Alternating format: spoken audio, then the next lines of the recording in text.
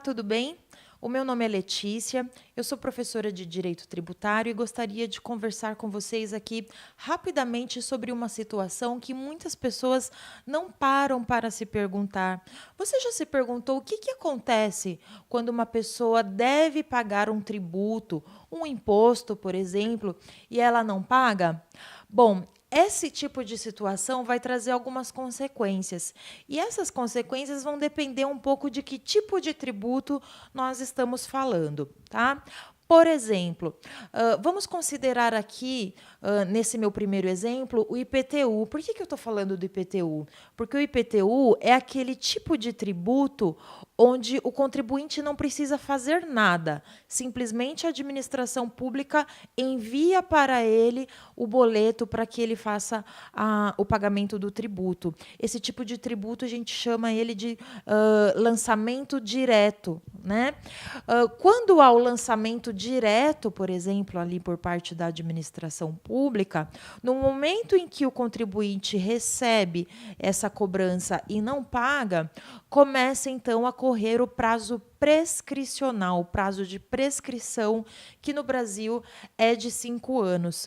Esse prazo prescricional, ele marca o prazo que a administração pública tem para ajuizar a execução fiscal, ou seja, o processo judicial que vai possibilitar, então, a cobrança desse tributo. Claro que, antes disso, a administração pública tem que ter feito a inscrição desse crédito tributário na dívida ativa, isso também dentro desse prazo, para que, então, a execução fiscal possa ser ajuizada. No entanto, existem outros tributos que, para que o lançamento ocorra, o próprio contribuinte precisa tomar iniciativa.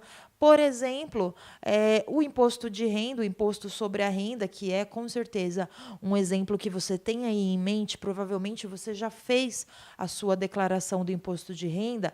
Nesse momento em que você fez a sua declaração do imposto de renda, você, contribuinte, fez o lançamento. Tá? Então, vamos separar aqui em dois exemplos, em duas situações.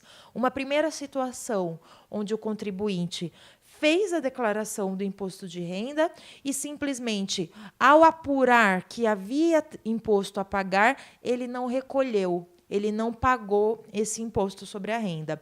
E uma outra situação, um segundo exemplo, onde ele sequer fez a sua declaração. Pois bem, naquele meu primeiro exemplo, onde o contribuinte fez a declaração, porém não recolheu o tributo devido, já está correndo o prazo prescricional, o prazo de prescrição de 5 anos para que seja ajuizada a execução fiscal e o contribuinte finalmente, então, pague aquele imposto. Se ele fizer o pagamento do imposto já no curso da execução fiscal, ele vai ter que também pagar as custas judiciais e os honorários advocatícios.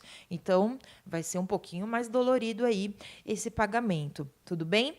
Agora, voltando então para o nosso segundo exemplo, aquele no qual o contribuinte sequer fez a declaração. Bom, nesse caso, a Receita Federal provavelmente vai lavrar, melhor dizendo, um auto de infração.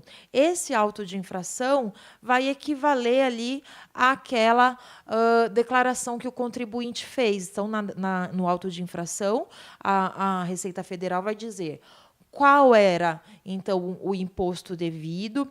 Ele vai dizer ainda juros, atualização monetária, multa, a multa devida em razão do fato de o contribuinte não ter feito o pagamento, tá?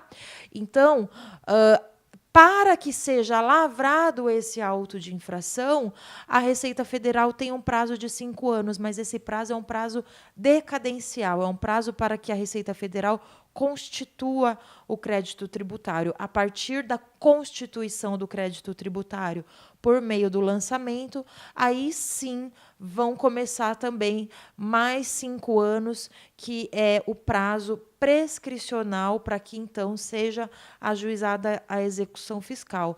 Resumo da história: não é um bom negócio você deixar de cumprir as suas obrigações aí enquanto contribuinte, porque isso pode acarretar o pagamento de juros, de multa, um processo de execução fiscal, ok?